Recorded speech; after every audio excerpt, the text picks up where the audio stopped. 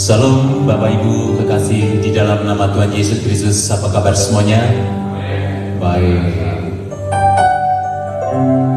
Saya percaya yang hadir pada pagi hari ini orang-orang yang diberkati Tuhan, orang-orang yang dikasihi Tuhan.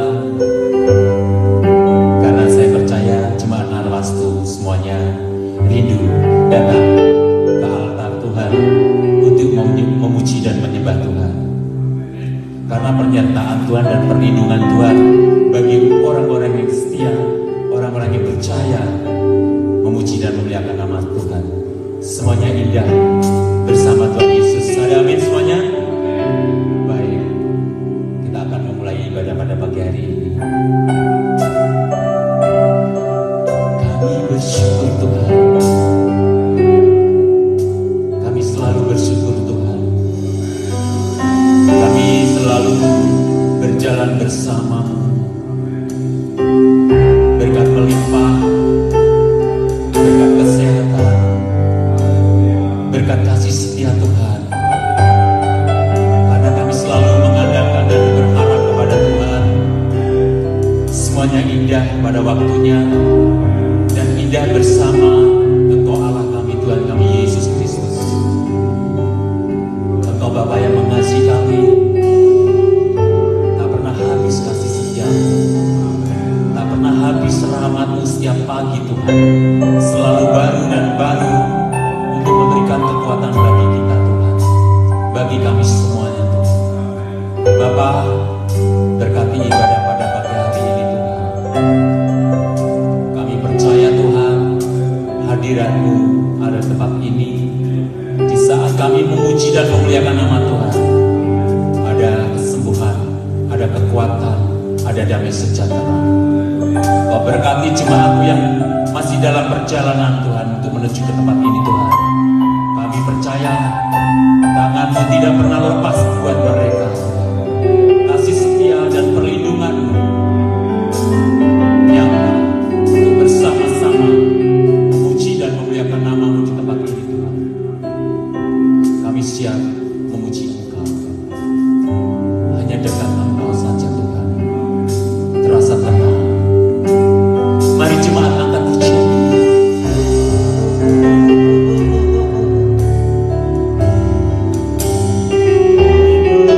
Percaya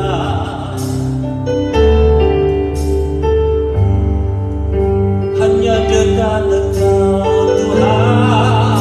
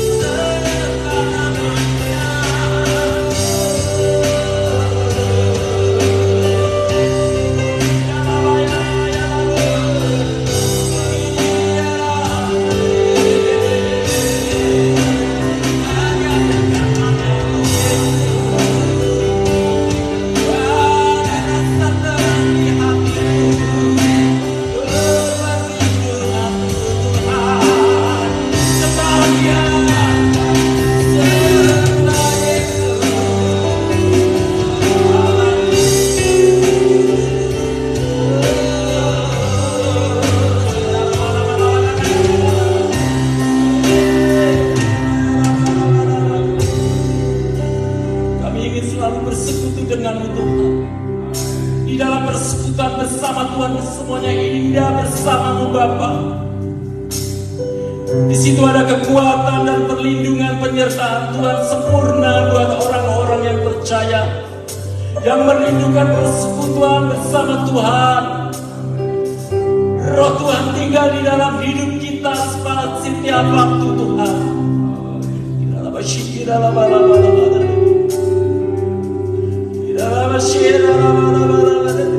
Nikmati hadirat Tuhan pada hari ini.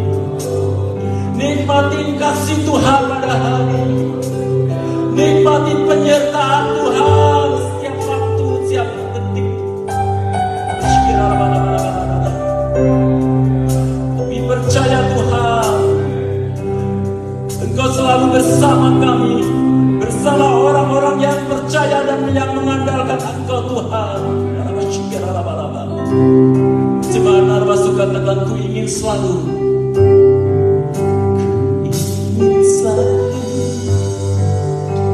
bersuara katakan, Tuhan nyatakan berkat kasih setiamu ada tempat ini buat orang-orang yang bersemu ingin selalu. Biarkanlah rohmu tinggal dalam hidup kami Tuhan.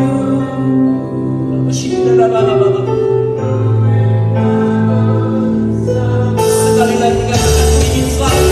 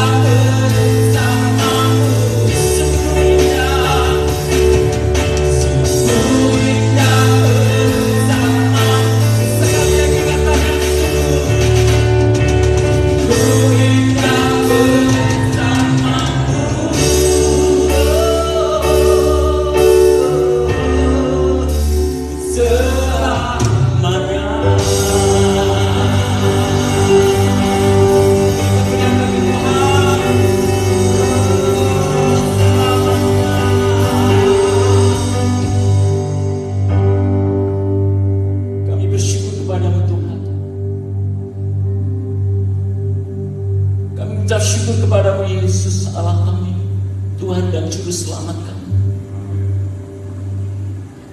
Kami selalu bersyukur dan bersekutu denganmu Bapa. Terima kasih Tuhan,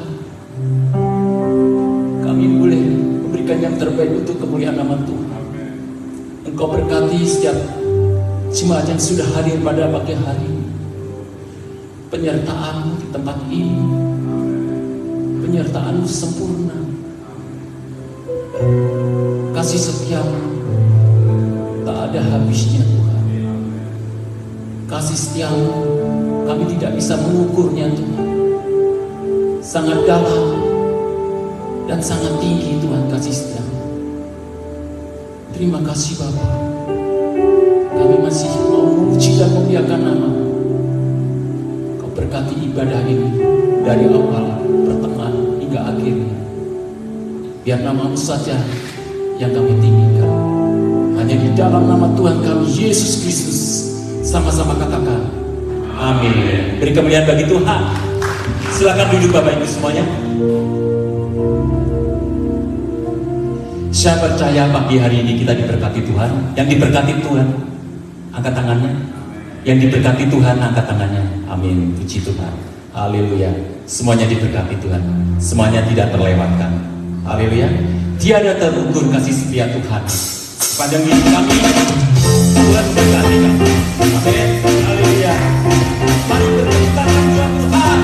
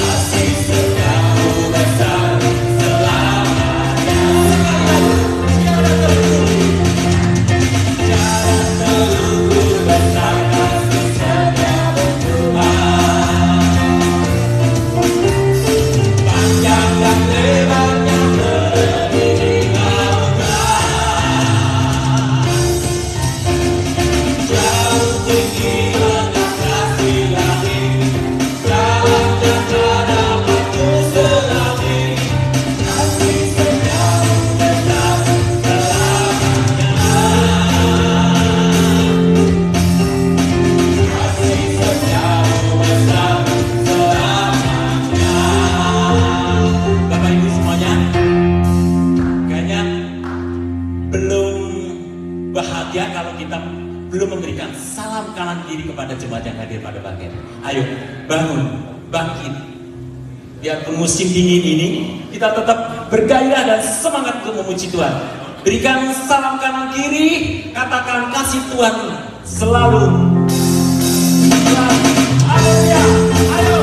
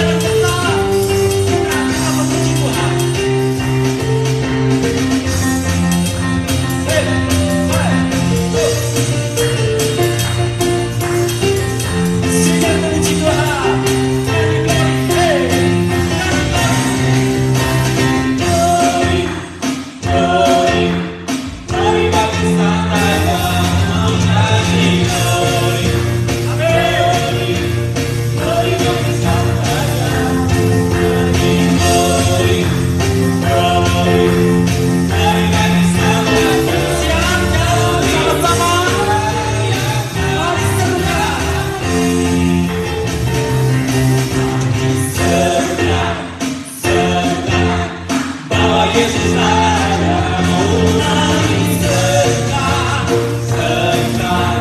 bahwa Yesus ada, mulai sekarang, bahwa Yesus ada, mari rayakan hanya sama-sama kita akan merasa bahagia bila kita menyerahkan.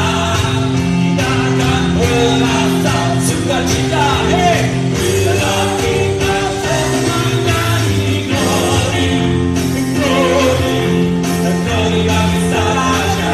Oh nyanyi glory, glory, glory bagi saja. Glory, glory, glory bagi saja. Mari rayakan dan nyanyi, mari rayakan, mari rayakan dan sekali lagi, mari rayakan.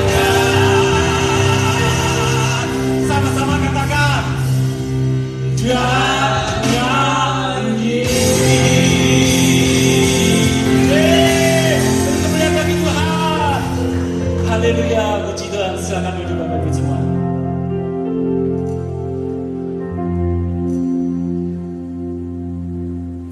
Tuhan Yesus, Engkau tidak bisa ditandingkan dengan siapapun. Engkau Yesus yang sempurna.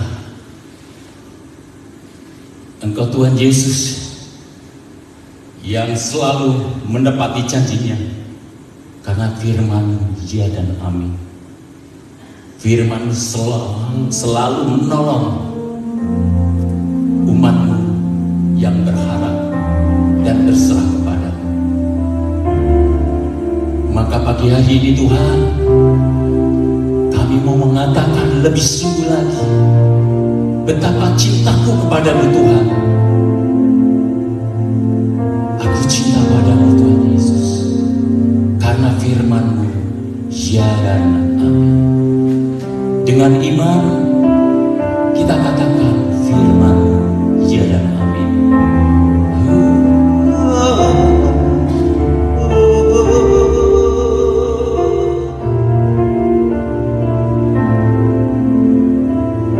Kami percaya, kami percaya Tuhan, firman-Mu ya dan amin.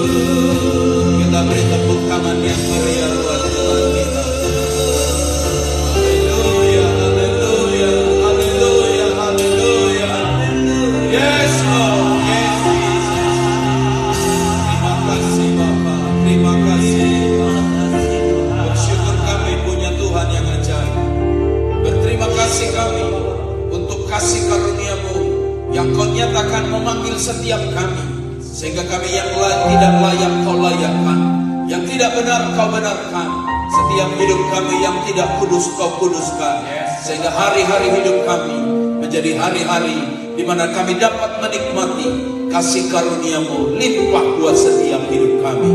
Bangga kami punya Tuhan yang jaminan hidup kami pasti di dalam Engkau, dan kami bersyukur Tuhan menjalani hari hidup kami semangat, kami optimis karena kami tahu kepada siapa kami taruh iman kami, yaitu kepada Tuhan yang tahu hari ini, yang tahu hari esok kami, yang padanya ada masa depan yang penuh dengan harapan. Urapi hamba-Mu Bapa yang akan Kau pakai menjadi bibir lidah Tuhan, menyambung suara-Mu bagi setiap umat-Mu. Pakai setiap kami yang memberitakan, yang mendengar, sama-sama diberkati oleh Tuhan. Kami sungguh butuh firman-Mu, karena firman-Mu adalah pelita pada kaki, terang bagi setiap jalan kami. Untuk kami melihat jalan yang terang, kami butuh firman-Mu. Olehnya kami percaya jalan kehidupan, jalan pertolongan, jalan mujizat, jalan keselamatan, jalan kepada kehidupan yang berkelimpahan, firman-Mu menjadi tuntunan buat kami. Berfirmanlah, semua kami siap mendengarkannya. Di dalam nama Tuhan Yesus Kristus, semua kita yang percaya bersama katakan amin. Tepuk tangan yang baik buat Tuhan kita. Silakan duduk Bapak Ibu Saudara sekalian yang dikasihi diberkati Tuhan. Terima kasih untuk tim Present Worship yang telah mengambil bagian dalam pelayanan pada minggu yang keempat ini, dan saya bersyukur untuk kesetiaan mereka dan kesetiaan Bapak Ibu untuk kita sama-sama beribadah mencari wajah Tuhan, karena kita percaya sesuai lagu tadi, nama Yesus adalah jaminan buat setiap kehidupan kita. Haleluya.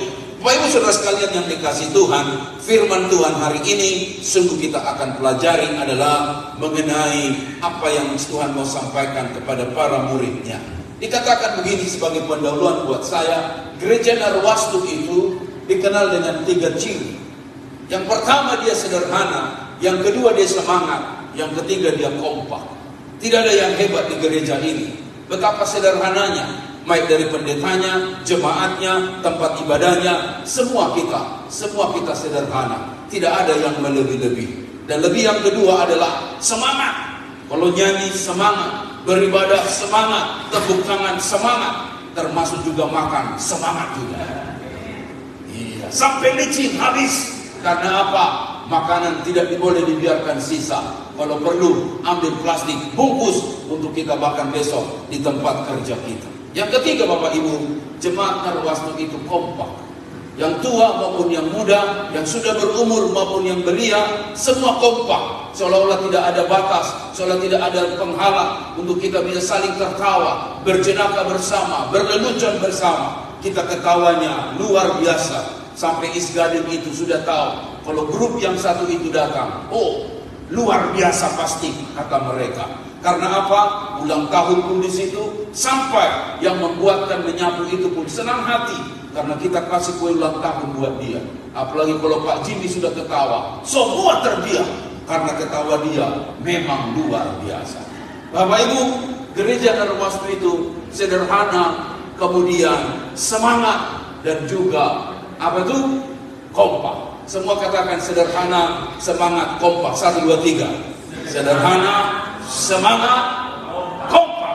Nah itu yang penting. Kompak itu yang paling penting. Artinya susah senang, yang penting kumpul. Mangan, orang mangan, yang penting ngumpul. Nah itu kita luar biasa. Tahukah Bapak Ibu, jemaat ini juga dikenal dengan jemaat krus.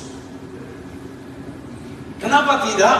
Sedang dalam kesederhanaan kita itu, ternyata jemaat ini sudah pergi 3 kali naik krus. Dan di sana ada ibadah di New Zealand, di Caledonia ada, di Tasmania pun mereka juga ikut sama-sama krus untuk sama-sama menikmati krus ini. Luar biasa. Jadi Bapak Ibu, sederhana-sederhana mainannya main krus. Nah, kira-kira begitulah. Dan kemudian tahun depan kita akan pergi ke Jepang. Dan bukan saja Jepang, sebelum sampai ke Jepang harus ke Singapura. Setelah Singapura, dia akan pergi ke Vietnam. Dari Vietnam kemudian ke Taiwan. Dari Taiwan ke Korea. Dari Korea ke Jepang. Dan itu bukan perjalanan yang mudah. Tapi muncul pertanyaan saya, Bapak Ibu, nah sekarang lagi teman-teman lagi sibuk nih, cari tiket, cari penginapan, perjalanan di sana, city tour di setiap negara, ini lagi sibuk. Karena apa? Karena mereka ingin memperhitungkan dan merencanakan dengan baik. Tapi muncul pertanyaan saya di sini, kok Bapak Ibu bisa begitu yakin bahwa kita yang tubuhnya masih ada di Sydney dan peristiwa ke Jepang itu adalah tahun depan, tetapi betapa yakinnya bahwa itu rencana pasti akan terjadi. Pasti akan terjadi. Pertanyaan saya, kok begitu yakin? Apakah semua jemaat Narwastu pintar berenang? Tidak. Bayangkan naik krus yang besar ini, bagaimana di tengah ombak yang hanya kita lihat laut semata, tidak ada satu daratan pun. Andaikan, kalau orang tidak bisa berenang, apa yang terjadi? Bisa akhirnya dimakan ikan hiu. Dan bukan saja itu Bapak Ibu, kita harus terbang dari Australia menuju Singapura, dan pulangnya kemudian dari Jepang, naik pesawat terbang juga. Kok begitu yakin bahwa pesawat yang dinaiki itu adalah pesawat yang akan membawa kita berangkat selamat, pulangnya juga selamat? Padahal di pikiran kita masih teringat pesawat yang hebat dan canggih, luar biasa, Singapore Airlines, tiba-tiba mengalami turbulensi dan kemudian harus mendarat secara hati-hati, mendarat secara emergency di Thailand, di Bangkok, dan kemudian dinyatakan meninggal 1 orang. Dan baru-baru ini kita dengar juga pesawat Virgin Airlines tiba-tiba di lokal terjadi ledakan di langit yang begitu luar biasa. Dan itu tentunya berita yang ada di sekitar kita. Tapi kok Bapak Ibu betapa yakin bisa naik pesawat ini, dan pesawat itu membawanya selamat, pulangnya juga selamat. Kok begitu yakin? Saking begitu yakinnya, tiket semua pun sudah dibeli, dan kemudian hotel pun penginapan sudah dibeli, bahkan sudah ada rencana A, rencana B, rencana C, dan semuanya dikerjakan dengan keyakinan pasti ini semua akan terlaksana. Bapak Ibu, keyakinan yang demikian sungguh ada pada murid-murid Tuhan Yesus. Sangat yakin ketika Yesus berkata, "Mari ikutlah aku dan kamu akan menjadikan penjala manusia." Alkitab mencatat, lalu mereka pun segera meninggalkan jalannya. Kok begitu yakin ikut Yesus, lalu kemudian tinggalkan jalannya? Bukankah meninggalkan jalannya artinya meninggalkan semua kehidupan yang memberi dia makan dan memberi dia hidup? Betapa yakinnya Petrus, betapa yakinnya Andreas, padahal hari-harinya adalah hidup dari laut, hidup dari ikan, hidup dari jala, dan sekarang jala ditinggalkan, ikut Yesus dan ikut Yesus saja.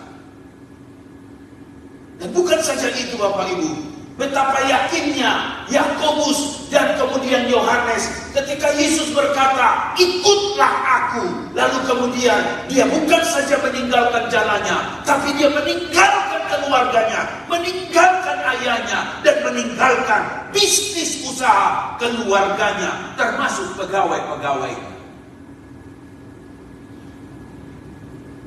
Padahal kita tahu bersama Bapak Ibu, berita Yesus sederhana, "Aku tidak ada tempat untuk meletakkan kepala."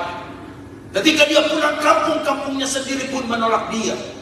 Bahkan dikatakan Bapak Ibu, bahwa serigala punya liang, kambing punya kandang, tapi anak manusia tidak punya tempat meletakkan kepala. Itu jelas untuk menjelaskan profil siapa Yesus itu. Tapi Simon Petrus, Andreas, Yakobus, Yohanes, betapa yakinnya meninggalkan jalannya, meninggalkan orang tuanya, meninggalkan usaha semua itu, dan hanya ikut Yesus saja. Kalau muncul dalam benak kita, pasti kita bilang, ada apa rupanya? Apakah itu sebuah tindakan yang salah? Ada apa rupanya dalam Yesus ini? Apakah itu sebuah tindakan yang takabur, artinya yang hanya dikerjakan dengan emosi semata? Kok betapa yakinnya ikut Yesus, lalu kemudian hidup akan lebih baik lagi. Saya sangat bersyukur dengan kesetiaan Bapak Ibu yang datang ke gereja hari ini. Saya tahu cuaca betapa dingin, seakan-akan selimut di rumah lebih hangat dan lebih nyaman daripada duduk di kursi yang tidak ada busanya ini. Tapi Bapak Ibu masih tetap datang, ambil jaket, ambil sal, kalau perlu pakai sarung tangan, dan berubahlah kita menjadi manusia snowman, berangkat dari rumah dan datang ke gereja hari ini. Saya sebagai gembala sangat bangga akan setiap komitmen dan kesetiaan Bapak Ibu. Bahkan tiba-tiba hujan turun, tapi hujan tidak menghentikan Bapak Ibu. Ambil payung, lalu kemudian selesaikan hujan, dan kemudian berharap jam 10 ibadah mulai, saya harus datang ke gereja. Jaket tebal tidak apa, yang penting pergi ke gereja. Bagi banyak orang itu adalah kenekatan yang tidak masuk akal.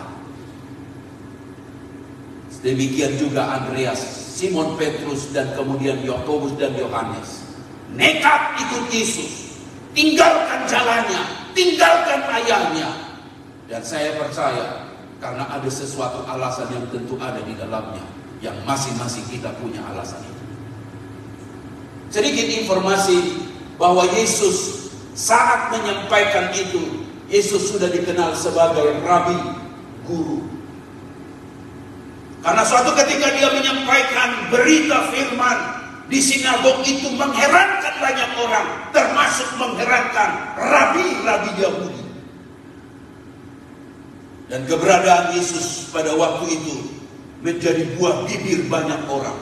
Karena kok tiba-tiba ada anak tukang kayu tiba-tiba membuka kitab, dan dibukanya kitab Yesaya, dijelaskannya begitu rupa, dan itu penuh dengan kuasa, membuat orang akhirnya terbelalak matanya mendengar apa yang disampaikan oleh Yesus. Oh, ini bukan hikmat yang keluar dari kuliahan. Oh, ini bukan hikmat yang keluar dari bangku sekolah. Tapi hikmat yang satu ini pasti datangnya dari atas.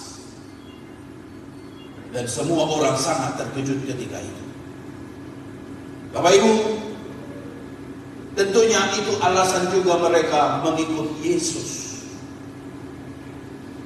Kalau kita melihat dalam pendidikan orang Yahudi, orang-orang Yahudi itu dikenal dan dikagumi dunia bahwa bagaimana mereka bisa menjadi jutawan, menjadi konglomerat, mempengaruhi dunia. Jumlah bilangan tidak banyak, tapi pemikiran mereka mempengaruhi apa yang sedang terjadi di dunia ini.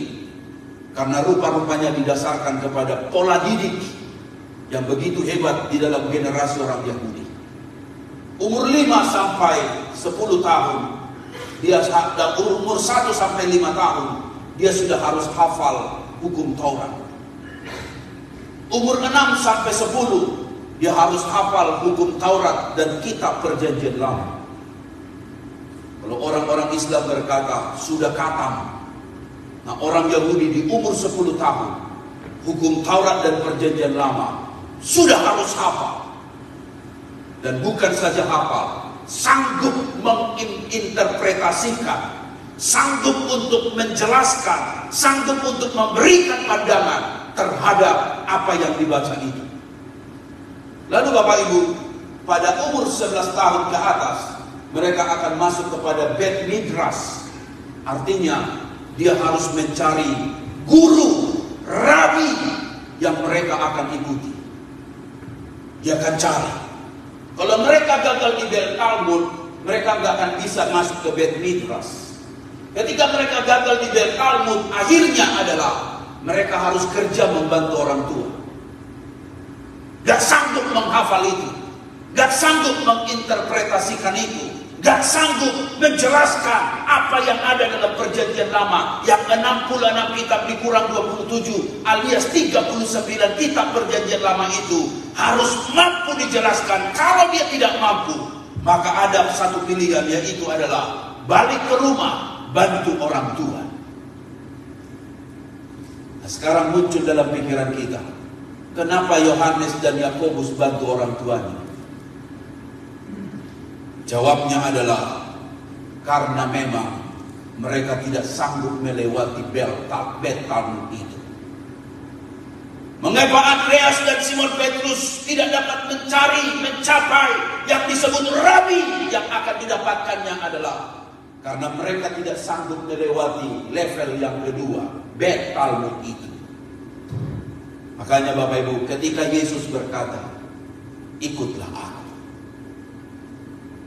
itu satu kesempatan yang luar biasa. Biasanya mereka yang harus cari rabi, mereka yang harus cari guru, mereka yang harus cari siapa yang harus mendidik dia. Sekarang justru rabi itu datang kepada dia dan berkata, ikutlah aku. Terkejut mereka, siapa kami ini? Mungkin kami lulus di Bet Sefer, tapi di Bet Talmud kami gagal. Kami sudah kembali kepada kehidupan membantu orang tua. Namun ada seorang rabi sekarang berdiri di depan kami dan berkata, ikutlah aku. Tahukah Bapak Ibu, kesempatan itu tidak disia-siakan. Mereka tinggalkan jala itu, mereka tinggalkan orang tuanya, mereka tinggalkan pegawai-pegawai orang tuanya, dan mereka bersegera untuk mengikut Tuhan Yesus. Rabi yang hebat itu. Akhirnya kita mengerti ayat ini yang dikatakan seperti ini kepada kita, yaitu baca bersama 1, 2, 3.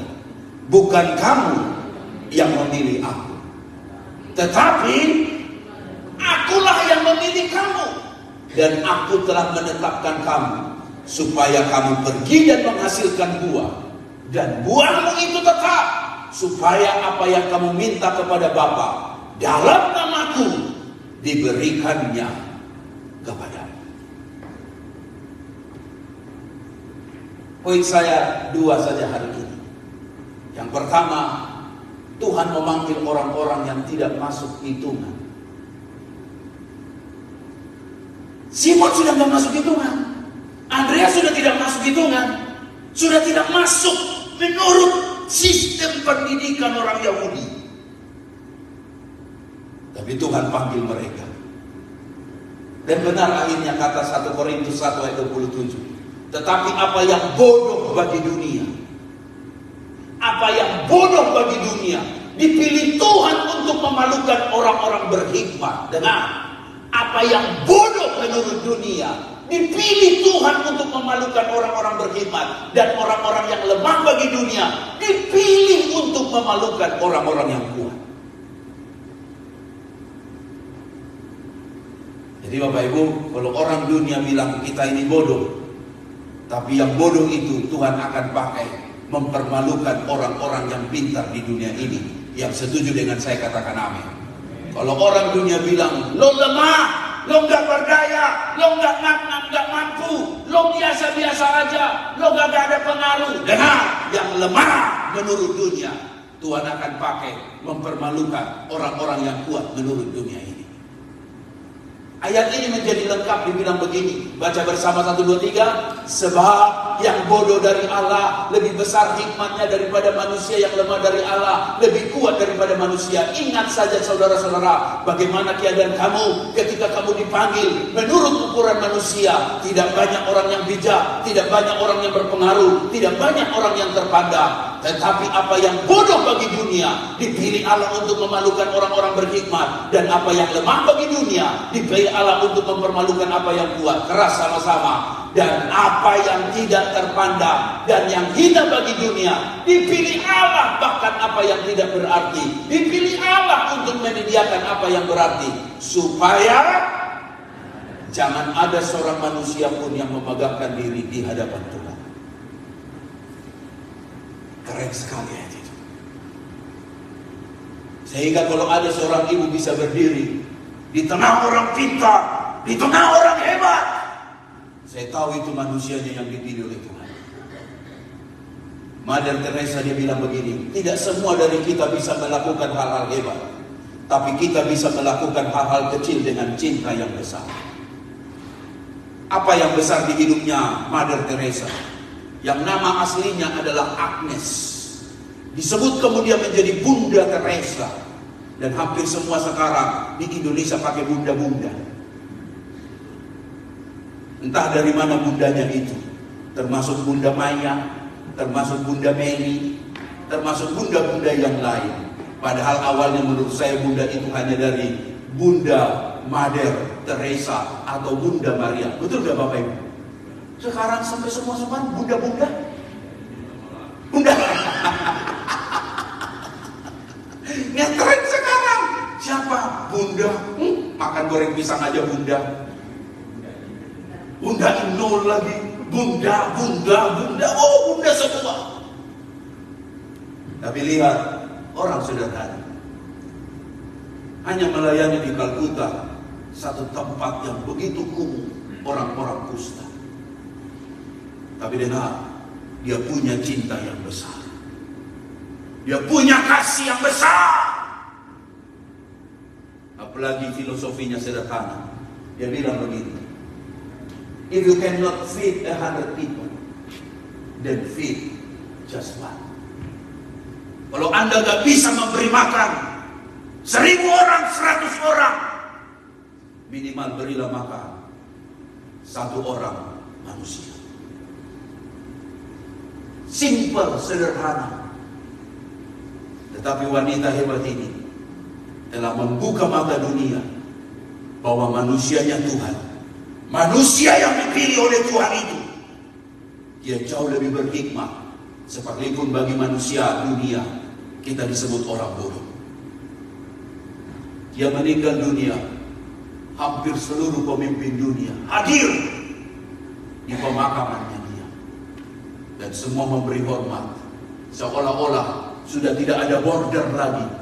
Padahal diketahui dia adalah orang Katolik, dia Kristen, tetapi yang agama pemimpin agama dunia yang fanatik tersyukur bersama karena nilai kemanusiaan yang begitu tinggi menjangkau orang-orang di Kalkuta, orang-orang yang sakit kusta, orang-orang yang miskin, dan memberi makan kepada mereka.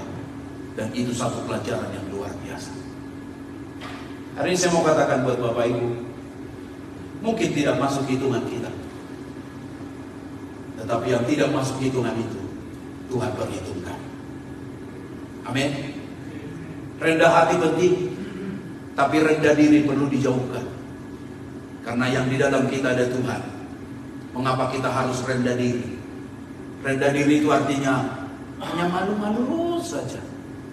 Malu kemana?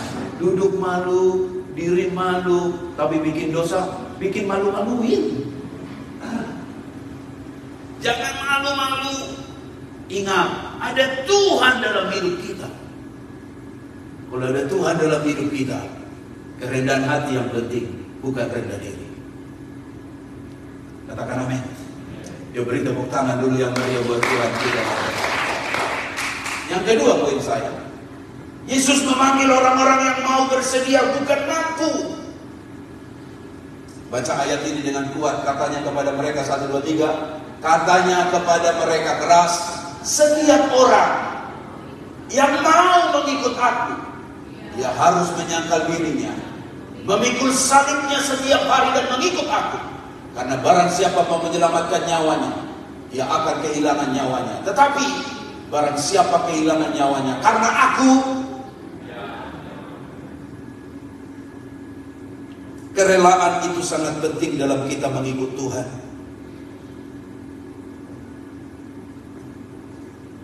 Bukan terpaksa. Katakan amin. Kalau kerjakan sesuatu karena terpaksa, dengar, hasilnya gak maksimal. Tuhan gak cari orang yang hebat, karena seringkali orang hebat jadi sombong. Tapi Tuhan cari orang yang mau, yang bersedia, yang rela. Kalau kita masuk dalam dunia sosial media, ketika kita follow di Twitter, follow seseorang di Instagram, follow seseorang di Facebook, follow link dari seorang yang ada di dalam YouTube, maka dengar, semua hal tentang orang itu akan ada di wall kita. Semua hal tentang orang itu akan ada di wall kita. Makanya kadang-kadang kita kaget, kok muncul di tempat saya? Kok ada? Karena apa? Karena memang dia sudah pernah kita follow. Misalnya kita follow Pendeta Gilbert Lumayan, maka semua khotbahnya beliau akan otomatis datang di wall kita. Kita follow siapa misalnya? Ibu Heni, suami istrinya Pastor Jojo, maka semua tentang Ibu Heni akan datang di wall kita. Kita follow misalnya Ibu Dewi Bazil, semua tentang Dewi Bazil akan muncul di wall kita. Sama halnya Bapak Ibu, ketika kita ikut Yesus dan kita follow dia, semua hal tentang Yesus akan ada di hidup kita. Amin Bapak Ibu. Amin Bapak Ibu. Ketika kita klik follow Yesus, dengar, semua hal tentang Yesus akan ada di hidup kita.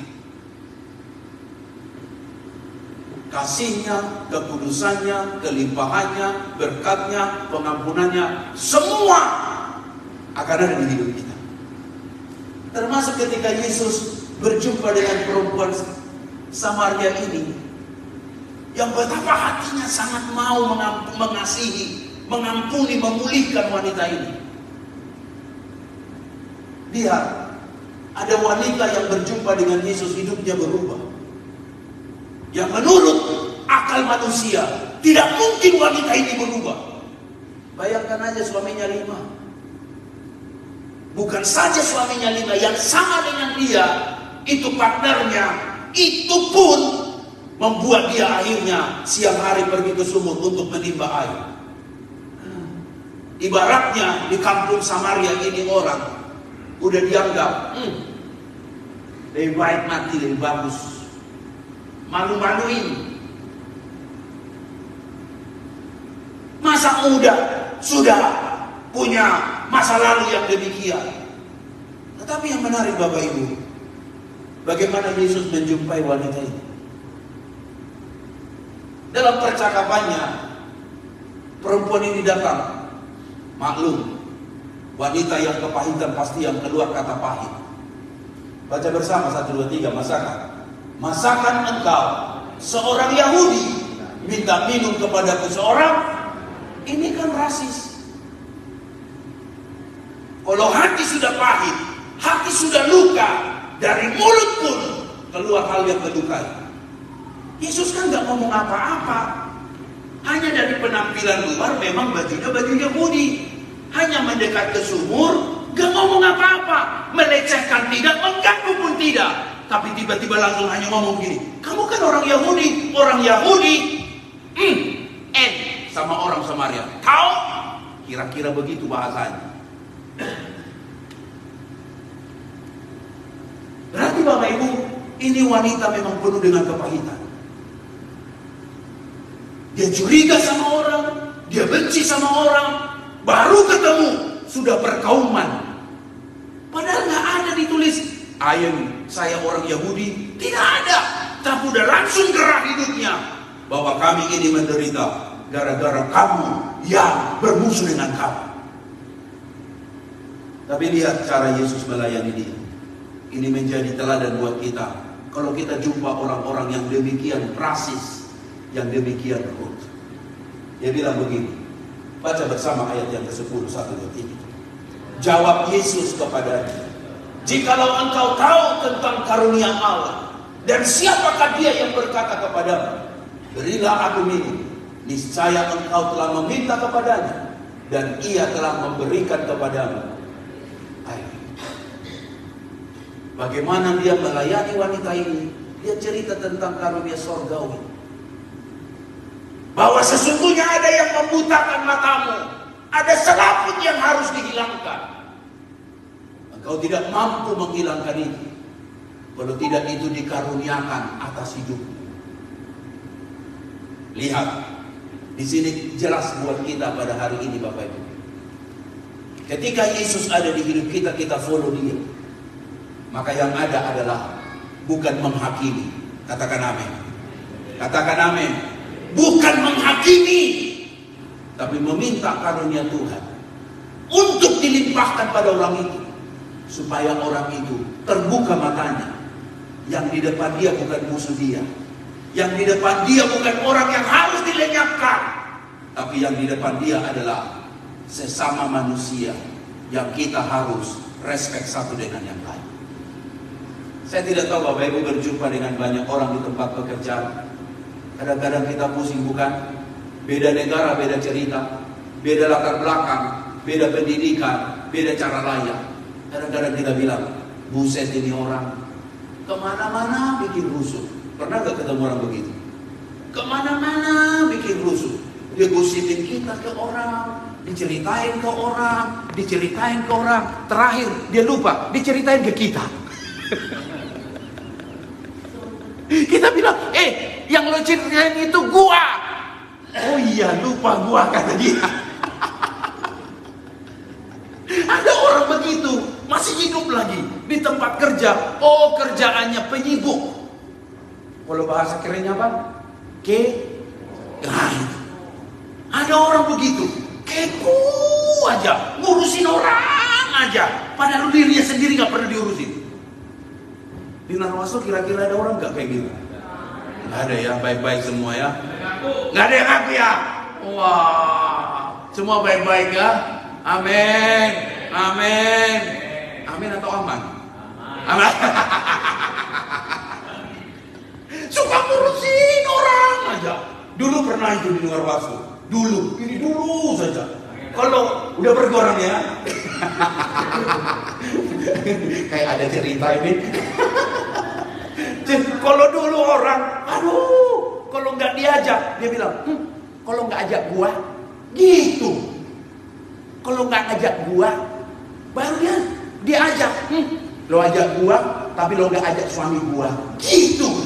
Kita ajak suami dia, lo ajak suami gua, lo ajak gua, lo nggak ajak nenek gua. Lah, ribet amat ini orang.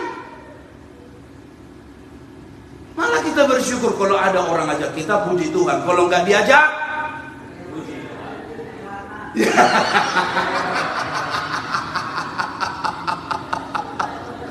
Kalau kita diajak, puji Tuhan. Kalau nggak diajak, angpaumu tetap.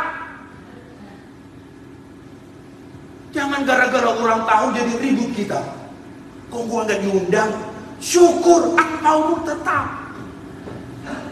Gak hilang. Kalau diajak, puji Tuhan. Gak diajak, puji Tuhan.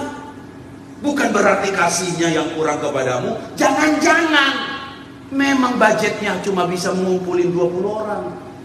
Kalau masuk kita apalagi perut besar, jadi nambah 2 orang. Akhirnya dia bilang, udahlah cukup 20. Puji Tuhan. Kenapa kita harus komporin? Orang itu nggak ngajak gua. Jangan-jangan dia pilih kasih. Mentang-mentang mata gua nggak sipit. Buset, ini rasis banget ini orang. Tapi ada orang begitu. Di banyak komunitas kita berhadapan dengan orang yang begitu. Tapi saya mau katakan hari ini buat kita, dengar baik Bapak Ibu, jangan hakimi dia. Sebab Yesus tidak pernah menghakimi orang yang demikian. Benci dosanya, tapi kasih orang yang berdosa. Doa Yesus sangat luar biasa ketika dia bilang begini, ampunilah mereka, sebab mereka tidak tahu apa yang mereka perbuat. Banyak orang ngomong gak tahu apa yang dia omong. Ngapain lo sakit hati? Yang ngomong udah tidur, udah ngorok, udah lelep, lo sendiri mikirin di kepala. Buset itu Sincik ngomongnya gitu. Buset itu Sincik tega amat. Padahal gua sama-sama dulu dari Indonesia ke sini. Buset. Akhirnya apa? Berdiri mati berdiri, semaput. Ngapain pikirin kata orang? Bilang aja sama dia, Tuhan ampunilah dia, sebab dia tidak tahu apa yang dikatakannya. Selamat kamu. Kamu bisa tidur. Ngapain mikirin kita, mikirin ini. Akhirnya yang jadi adalah muncul penyakit. Pergi dokter, sakitmu lo nggak ada Ci. Sakit gua sakit, nggak bisa tidur. Lo kebanyakan pikiran, overthinking. Yang nggak lo pikirin. Itu yang harus kita sama-sama renungkan hari ini. Amin. Amin. Amin. Kalaupun mantu nggak masak sama kita, puji Tuhan. Mungkin dia sedang capek. Jangan langsung bilang, dasar mantu kurang ajar.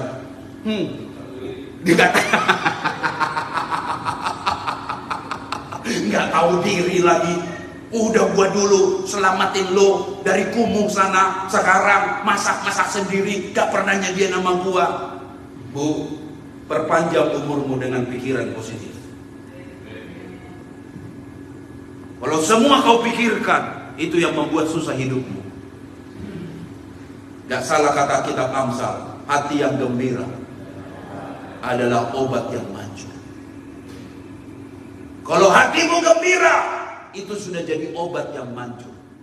Tapi kalau hatimu ngedumel, hatimu marah, hatimu kesal, hatimu kecewa, hatimu kepahitan, dengar, bukan jadi obat, tapi menjadi kanker tumor yang akan merusak hidup.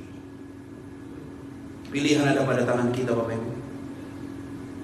Mau Anda pikir negatif, mau Anda pikir positif, Anda mengecewa, Anda menghakimi. Hari ini Yesus ajar kita, if you follow Christ, you have to follow the way of life, jalan hidupnya. Dan jalan hidup Yesus adalah Dia tidak menghakimi orang berdosa. Justru orang berdosa itu berharap balik ke jalannya kembali. Belajar kita berdamai satu dengan yang lain, katakan amin. Yesus mengasihi wanita itu. Akhirnya wanita itu berubah. Termasuk juga kisah ini, contoh. Bagaimana ada orang yang dikatakan begini, apakah diperbolehkan membayar pajak kepada kaisar atau tidak? Pertanyaan ini seolah-olah menempelak Yesus karena ditanya di depan banyak orang. Sebab kalau salah jawab, pasti Yesus sudah akan dimusuhi dan kemudian diseret ke mahkamah. Lihat bagaimana Yesus menanggapi tentang pajak. Kita hidup di negara yang maju. Yesus hanya jawab begini. Tetapi Yesus mengetahui kejahatan hati mereka itu lalu berkata, apa? Mengapa kamu mencobai aku, hai orang-orang munafik? Dia sedang mau mempermalukan Yesus. Tapi lihat jawaban Yesus yang sangat brilian. Ayat 21 bilang, berikanlah kepada kaisar apa yang wajib kamu berikan kepada kaisar. Berikanlah kepada Tuhan apa yang wajib kau berikan kepada Tuhan. Sesimpel itu Yesus menjawab. Excellent, luar biasa, hebat. Sebagai warga negara, di sebuah negara kita tinggal, kita wajib membayar pajak kita. Tetapi ketika kita ada di sebuah warga negara kerajaan surga, apa yang untuk Tuhan harus kita berikan. Sesimpel itu apa yang Yesus jelaskan. Hendak mengajar kita sederhana. Mari kita ikut itu. Amin. Amin. Beri kepada yang layak menerimanya. Kepada kaisar dan kepada Tuhan. Akhirnya saya mengerti Bapak Ibu tentang misteri koin dalam mulut ikan. Bahwa sebenarnya bukan masalah besarnya atau kecilnya, susahnya membayarkan apa yang menjadi kewajiban kita. Tetapi hendak membuktikan dari mulut ikan pun bukan pancing yang keluar, tapi bisa keluar uang dirham. 4 dirham bisa keluar dari mulut ikan. Hendak membuktikan bahwa Yesus mau murid-muridnya untuk taat mengerjakan apa yang Tuhan firmankan. Bayar kepada kaisar apa yang patut buat kaisar, dan bayar kepada Tuhan apa yang patut kita bayar.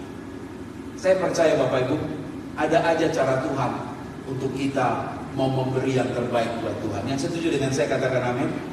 Yang setuju katakan dengan saya amin. Kadang-kadang kan kita nggak semua ada uang cash.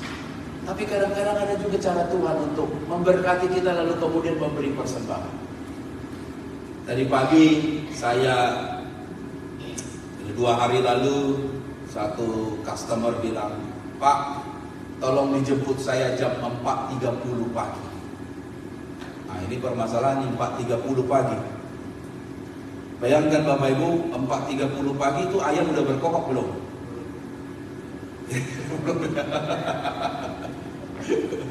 Kemarin hujan lebat luar biasa, pulang agak lambat, lalu kemudian harus bangun minimal 3:30 untuk jemput orang itu bawa ke airport. Saya bilang, Tuhan, saya udah gak sanggup lagi menyiapkan khotbah dan finalize-nya. Saya mau tidur dulu. Saya tidur, bangun pagi-pagi, lalu kemudian agak segar. Lalu kemudian teringat saya 4.30 harus jemput orang itu, karena orang itu naik Batik Airlines. Batik itu biasanya jam 7 pagi. Jadi saya berangkat pagi-pagi. Kira-kira hotelnya di mana ya?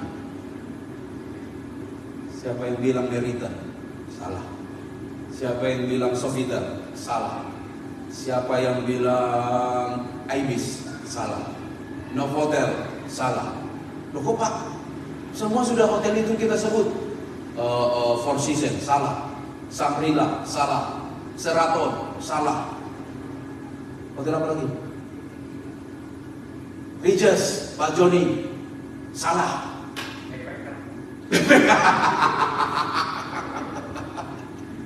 Pak kira-kira di mana hotelnya? Hotel W Sydney. Tahu W Sydney? Darling Harbour itu, yang ada bangunannya kayak kapal itu. Bisa-bisa betul kayak ini. Takut saya salah masuk nanti. Muncul ada www Smackdown. Pagi-pagi saya muncul. Kemudian apa nama hotelnya? W Sydney. Yang saya tahu itu hotel apa ya? Kalau nggak salah apa ya? Bukan Sofitel. Apa W-nya itu ya? Ada yang tahu? Wele-wele. Hotelnya besar. Di pinggir jalan bisa kita lihat itu. Saya masuk ke sana jam 4.30. Sebelum jam 4.30, 4.15 saya sudah nyampe. Saya bawa itu orang. Senang, cerita ngobrol kiri kanan. Senang. Puji Tuhan. Ada berkat dapat. Saya bilang, Tuhan, terima kasih. Ada cara Tuhan memberkati kita. Untuk kita bisa memberi persembahan kepada Tuhan. Makanya Bapak Ibu kalau ada persembahan, jangan langsung, gak mau enggak, minta Tuhan. Tuhan, apa yang saya mau berikan kepadamu, toh datang dari Tuhan. Dan saya percaya kemampuan dari Tuhan itu akan dicurahkan atas hidup kita. Sehingga ketika kita memberi, bukan hasil dari kelebihan kita, kehebatan kita, kesanggupan kita, tapi kita sebutnya adalah semua yang kita beri berkat datang dari Tuhan. Amin. Kadang-kadang ada orang disalam orang kepada kita, ada berkat nih. Doakan dia yang memberkati kamu. Dan itu rezekimu. Bisa kau berikan ke persembahan, kita berikan kepada Tuhan, dan kita bisa ajak teman makan untuk sharing berkat Tuhan. Tuhan mau kita hidup saling memberkati. Katakan amin. Katakan amin. Mother Teresa bisa katakan hari ini buat kita. Kita mungkin gak bisa mengerjakan hal-hal yang hebat, tapi hal-hal yang kecil disertai cinta yang besar, maka hal-hal yang kita kerjakan itu pun akan mulia, dan itu untuk kepujian kemuliaan nama Tuhan. Kita ketemu minggu depan, minggu yang kelima, dan Tuhan Yesus memberkati kita. Kita beri tepuk tangan yang baik. Mari kita bangkit berdiri Bapak Ibu. Kita puji dan agungkan nama Tuhan, Tuhan yang mulia itu. Haleluya. Kita berdoa. Tuhan Yesus, terima kasih untuk firman-Mu yang kami dengarkan. Kami sepakat bersama bahwa ketika murid-murid-Mu mengikuti Engkau, sebuah karunia Tuhan. We agree, bukan kami yang memilih Tuhan. Tuhanlah yang memilih kami. Sehingga poin buat kami sangat sederhana. Yang tidak diperhitungkan dunia ini, Tuhan perhitungkan. Tuhan pakai untuk kemuliaan nama-Mu. Bapak, siapakah kami ini sehingga Engkau memilih kami? Hari ini firman-Mu mengajar, semua karena kasih karunia. Bukan kuat, bukan gagah, bukan hebatnya kami, tapi semua karena anugerah Tuhan dalam hidup kami. Terima kasih Bapak, sebab pujian kami bagi-Mu. Terpuji nama-Mu. Waktu Tuhan pasti yang terbaik. Bila Kau izinkan sesuatu terjadi, semuanya ada maksud Tuhan. Haleluya.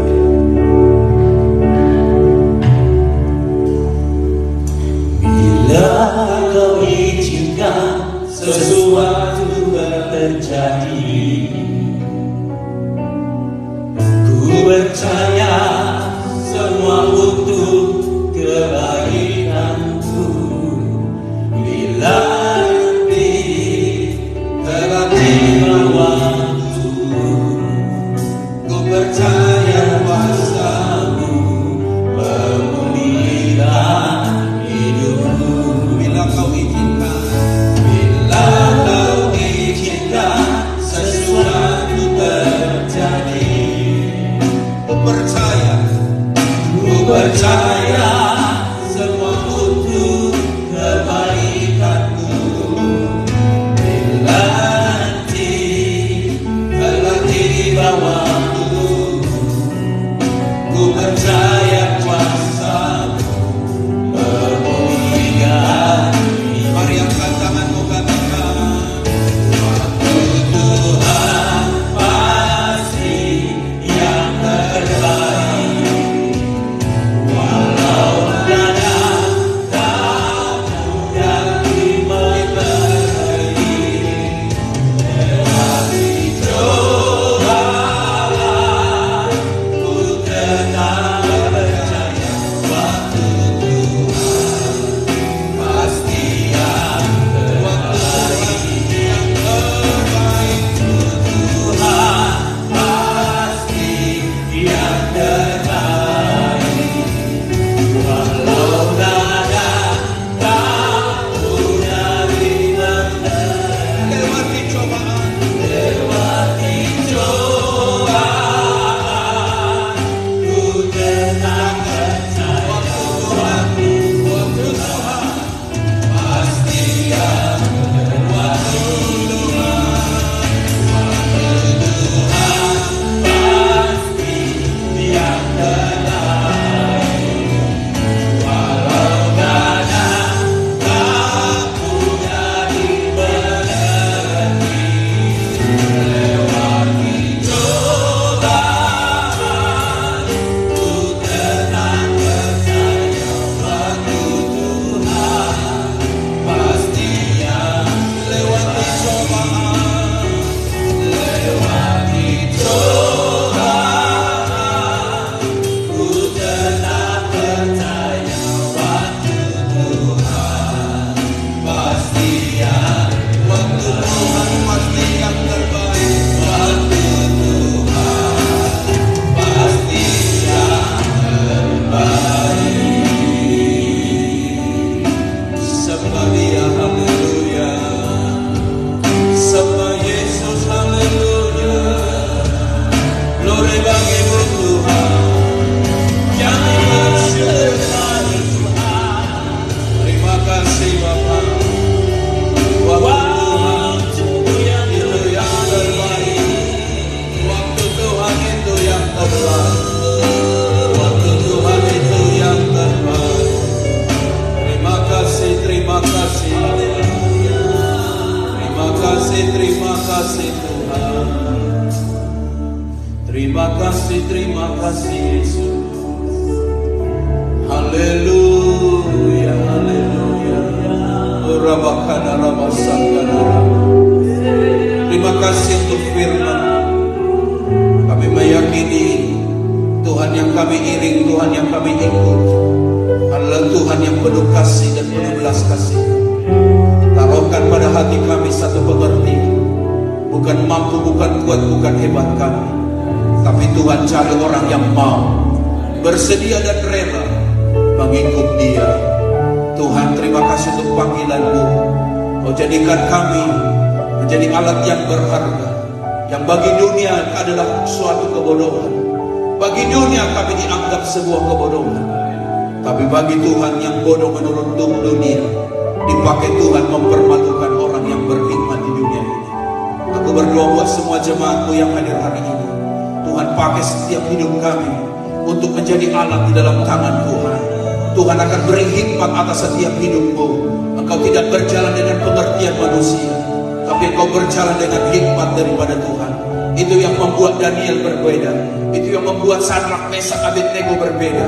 Ketika hikmat Tuhan turun atas mereka, Tuhan memakai hidup mereka dengan luar biasa, sehingga roh yang di dalam mereka, roh yang besar itulah yang dilihat oleh Raja Nebukadnezar, bahwa sungguh anak-anak ini berbeda dengan orang-orang yang ada di istananya. Aku percaya dan berdoa, jemaat Narwastu yang hadir hari ini, terima hikmat daripada Tuhan atas hidupmu. Hikmat daripada Tuhan turun atas hidupmu. Hikmat sorgawi yang engkau diberi kecakapan oleh Tuhan, mengerjakan sesuatu, sehingga lewat hidupmu, lewat pekerjaanmu, nama Tuhan dipermuliakan. Hidupmu jadi berkat, hidupmu jadi kesaksian, jadi driver yang hebat, jadi delivery yang hebat, jadi chef yang hebat, jadi cleaner yang hebat. Engkau dipakai oleh Tuhan jadi staff yang hebat. Hidupmu diberi hikmat oleh Tuhan. Dalam nama Tuhan Yesus, dalam nama Tuhan Yesus, tidak ada orang dunia sekalipun menganggap remeh hidupmu, karena engkau diberi Tuhan hikmat daripada Dia. Saat engkau memasak, ada hikmat surgawi turun, masakanmu jadi berkat bagi banyak orang. Dalam nama Tuhan Yesus, dalam nama Tuhan Yesus. Dan aku percaya orang yang dipilih oleh Tuhan, hidupnya dibuat Tuhan berbeda. Dalam nama Yesus, dalam nama Tuhan Yesus. Jauhkan dari hidupmu kepahitan, jauhkan dari hidupmu perkataan negatif, jauhkan daripada hidupmu kata-kata sumpah serapah. Taruh hidupmu kata-kata yang memberkati, buat hidupmu bersukacita. Karena ayat Alkitab kita belajar hari ini, hati yang gembira adalah obat yang manjur. Gembirakan hatimu sesuai firman hari ini. Gembirakan hatimu. Untuk aku percaya hidupmu sehat, kau kuat dalam nama Yesus. Karena di dalam hidupmu ada Tuhan yang luar biasa. Waktu Tuhan, waktu yang terbaik. Belajar mengampuni, belajar merelakan, rilis. Jadi berkat dimanapun kita berada, sehingga mulut ikan sekalipun Tuhan bisa pakai mengeluarkan berkat, sehingga Petrus dan murid-muridnya sanggup membayar apa yang untuk Tuhan dan apa untuk Kaisar. Tuhan tidak kehilangan cara memberkati hidupmu, dan memberkati hidupmu. Mari semua angkat tangannya pada Tuhan, pejamkan matamu, lihat waktu Tuhan, waktu yang terbaik. Dan waktu yang terbaik ini berkatnya dicurahkan atas hidupmu. Angkat tanganmu, kau tidak perlu malu. Angkat tanganmu, kau angkat tangan pada Tuhan. Terima berkat dari Tuhan di minggu yang baik ini, minggu sukacita ini. Berkat kesehatan, berkat pertolongan, ada ketahanan yang sungguh kau menghadapi musim dingin ini. Dalam nama Yesus, dalam nama Yesus. Sekalipun mungkin usiamu tua, tapi Tuhan memberi kekuatan bagi setiap fisikmu. Diberi Tuhan kesanggupan untuk engkau menjalani hari ini dengan tetap kuat di hadapan Tuhan. Angkat tanganmu, kau tidak perlu malu. Katakan, waktu Tuhan yang terbaik. Waktu Tuhan pasti yang terbaik. Amin. Walau jalan tak mudah dimengerti, lewati coba pun tetap percaya waktunya jiwa. Amin. Pasti yang terbaik.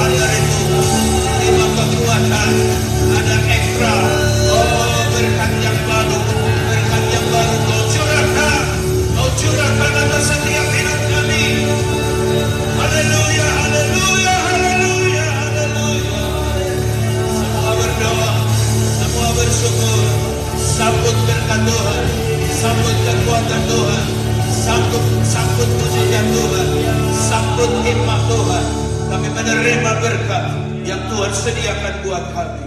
Oh haleluya, terima kasih Bapa. Bersyukur kami untuk anugerah.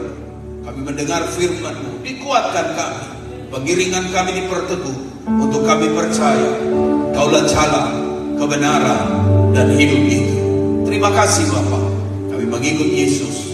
Sekali percaya Yesus, kami tetap setia dan setia dan setia kepada Engkau.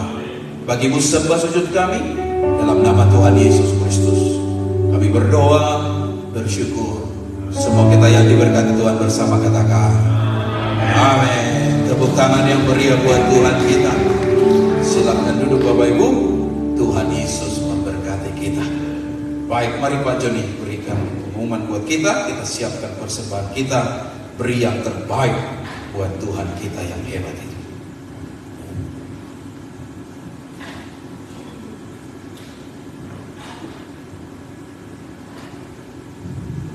Shalom semuanya. Kalian berkati firman Tuhan pagi ini. Terima kasih Pak Glenn untuk firman Tuhannya. Dan juga semua musisi yang saya undang. Saya minta kami cek hidup ini jangan takutlah. Segala sesuatu itu jangan takut, hadapin semuanya. Masalah itu pasti datang tiap hari selama kita masih hidup di dunia ini. Percobaan-percobaan selalu ada. Yang penting kita taat dan setia pada Tuhan. Tuhan tidak udah berjanji, Dia tidak pernah akan meninggalkan kita dalam segala apapun. Yang penting kita harus imani dan percaya. Oke, ini tiba memberikan terbaik kepada Tuhan. Mari kita berdoa. Ya Tuhan, Kamu sangat luar biasa ya Tuhan, yang tidak pernah meninggal kita dari segala apapun ya Tuhan. Ya Tuhan, saya berdoa Tuhan, kita sudah terima gaji yang kita terima dalam 1 minggu ini kita memberikan terbaik kepada Tuhan ya Tuhan. Apapun yang kita berikan kepada Tuhan, semoga nama Tuhan akan ditinggikan dan kemuliaan Tuhan akan dimuliakan. Dalam nama Tuhan Yesus saya berdoa ucap syukur ya Tuhan. Haleluya, amin. Mari memberikan terbaik kepada Tuhan. Orang yang berbahagia, orang yang memberikan persembahannya dengan penuh sukacita. Mari kita memberikan yang terbaik kepada Tuhan.